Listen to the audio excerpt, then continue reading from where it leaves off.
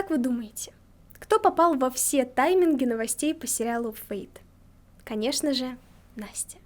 И в то время, пока я публиковала ранее известную информацию, Netflix, как по волшебству, анонсировал дату выхода второго сезона. В то же время на мероприятии Back to Alfea были показаны обновленные серии первого сезона.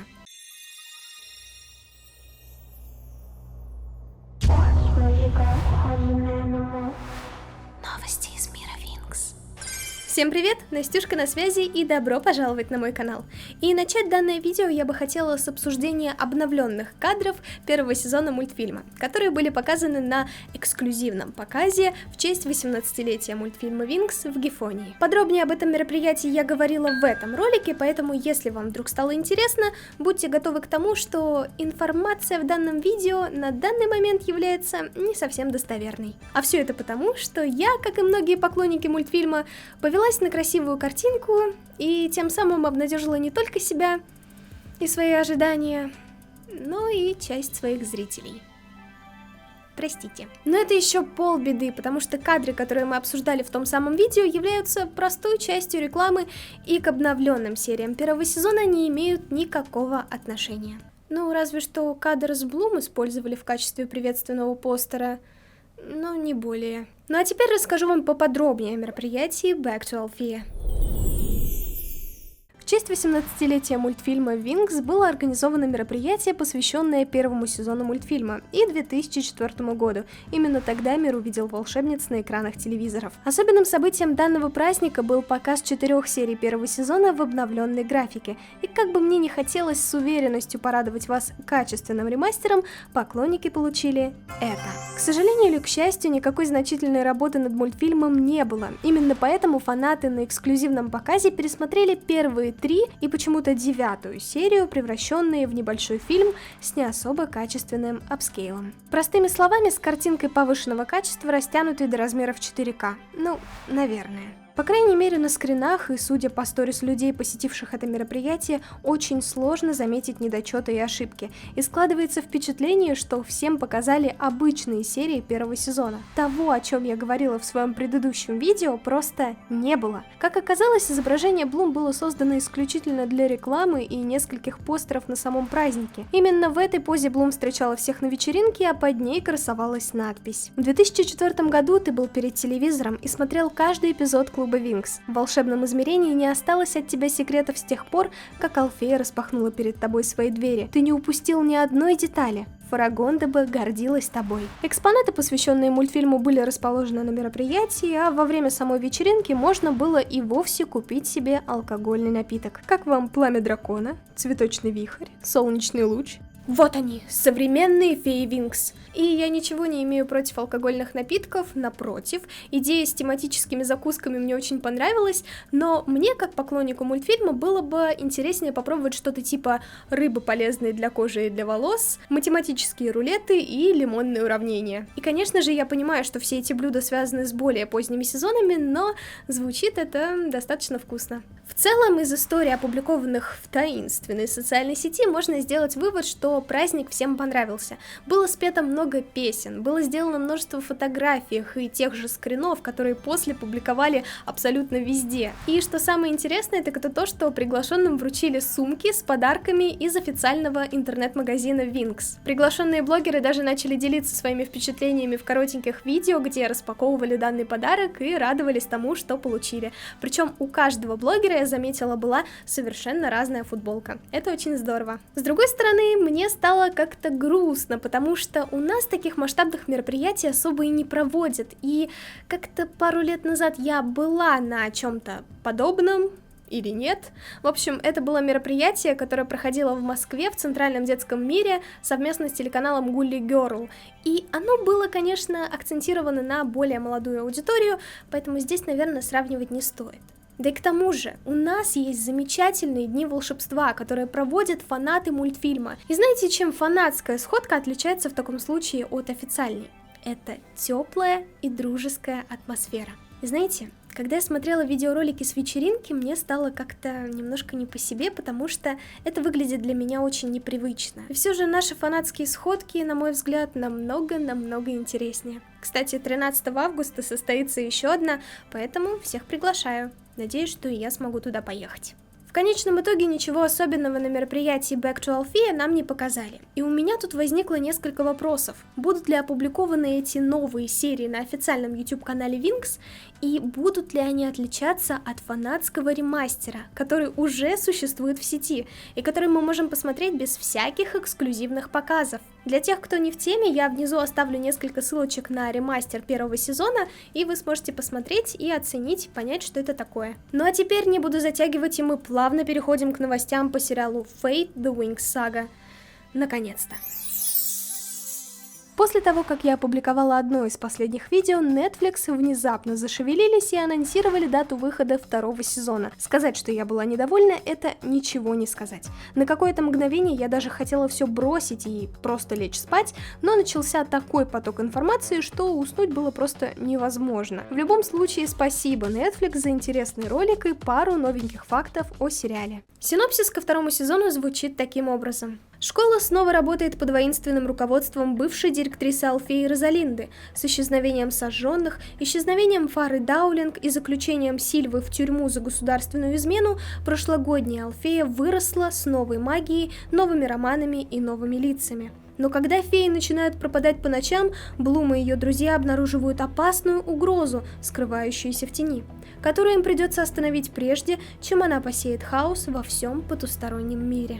Перейдем к самому интересному. Дата выхода второго сезона 16 сентября. Как и говорилось ранее, второй сезон мы увидим осенью, и начало учебного года всем школьникам и студентам решили скрасить выходом новых серий. Из анонса мы можем узнать не так много, но давайте разберем увиденное по порядку. Начнем с того, что в сериале произошла резкая замена актеров, и теперь Розалинду и Бена Харви будут играть совершенно другие люди. Ранее Розалинду играла Лесли Шарп, которая, как по мне, очень хорошо вписалась в роль этакой злодейки, и я совершенно не понимаю причину замены актрисы. Однако теперь ее сменит Миранда Ричардсон, известная многим ролью Риты Скитер из Гарри Поттера. С Беном Харви произошла аналогичная ситуация. Алекс Маккуин был заменен актером по имени Даниэль Бэтс, и единственное, что я могу о нем сказать, так это то, что он снимался в военном американском фильме «Ярость» и ряде других картин. Самое интересное в этой ситуации так это то, что нам не сообщили причину этого резкого рекаста. Более того, очень странно сообщать фанатам о смене актеров за 1 месяц до премьеры. Вы серьезно? Когда все ожидают увидеть конкретных лиц, вы говорите нам о том, что кого-то мы поменяли. Вот так. Алекс Маккуин в роли Бена Харви мне безумно понравился, и когда я увидела этого актера в «Острых козырьках», я очень удивилась и обрадовалась тому, что с этим актером мне предстоит встретиться еще и во втором сезоне сериала «Судьба Сага о Винкс», но нет, обломали. Я не знаю почему, но мне понравился этот актер. Он показался мне достаточно милым, местами серьезным, и я тут недавно пересматривала 6-ю серию сериала, и я аж прослезилась от того, как хорошо он сыграл, как хорошо сыграли все в сцене, когда нужно было спасать Сэма. И после того, как я переварила снова все эти моменты, вы говорите мне о том, что Бена Харви будет играть Даниэль Бэтс, и может быть этому есть действительно какое-то серьезное объяснение, и я даже видела, что многие фанаты начали устраивать бунт по поводу того, зачем нужно было менять актеров. Непонятно, неизвестно, но очень интересно. Спешу отметить также то, что в сериале появилось гораздо больше массовки, чем было в первом сезоне. Это можно заметить на кадрах у каменного круга, где ученики Алфеи соревнуются между собой. Надеюсь, что с количеством магии будет то же самое. В ролике нам показали и даже указали на то, как будут развиваться отношения в сериале. Таким образом, мы увидели уроки Розалинды, во время которых она уверенным тоном рассказывает ученикам Алфеи, что эмоции — это инструмент, которым нужно уметь пользоваться.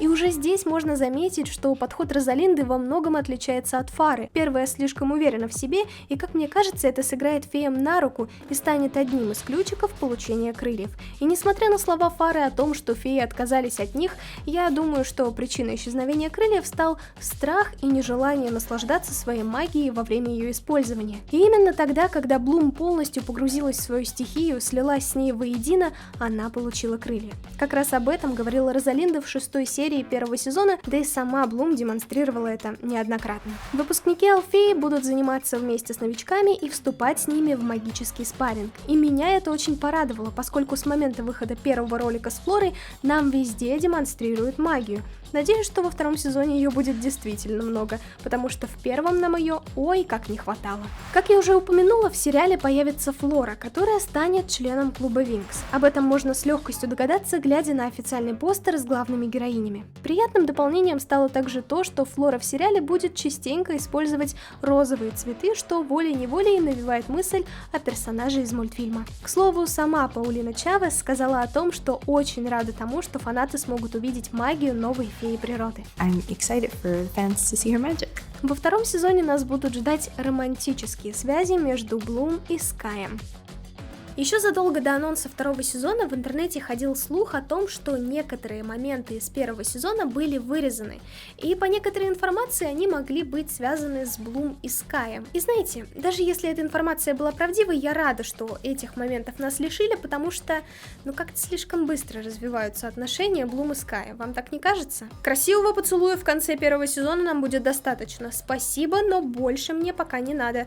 Во втором сезоне можете перейти и к этому. Помимо этого, Пришес Мустафа, которая играет Аишу, сообщила о том, что ей было очень приятно работать с таким талантливым актером, как Брэндон Грейс, который сыграет нового персонажа в сериале по имени Грей. По словам актрисы, многие сцены, в которых она снималась, связаны именно с этим героем, и мне даже стало интересно посмотреть на их взаимодействие и узнать, что это за такой паренек притаился и приблизился к нашей каменной леди. Yeah, I think my highlights are working with him, like it's just been really fun. Ривен и Муза. Долгожданная пара, которую многие хотели увидеть со времен первого сезона. В интернете ходило множество слухов на тему того, что отношения Музы и Сэма стремительно закончатся, и, скорее всего, девушка заинтересуется Ривеном. Даже в книге уделили этому особое время. Аура парня показалась Музе весьма необычной. И все же мне нравилось то, как Фея Разума взаимодействовала с Сэмом, и их отношения, пусть и не были каноничными, заставляли меня умиляться тому, что хоть где-то девушке повезло.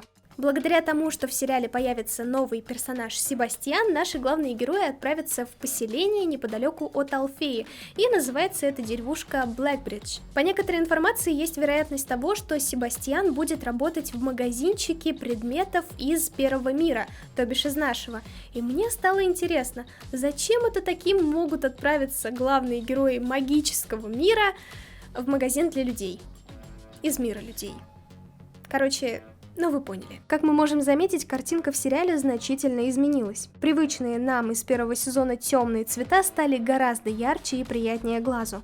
Да, местами контрастность все же завышена, но что-то мне подсказывает, что сцены, снятые на природе, подарят нашим глазкам удовольствие от просмотра. С другой стороны, главное, чтобы с цветом не переборщили. А то мне не очень хочется наблюдать за этой ядерно-зеленой травой на фоне персонажей.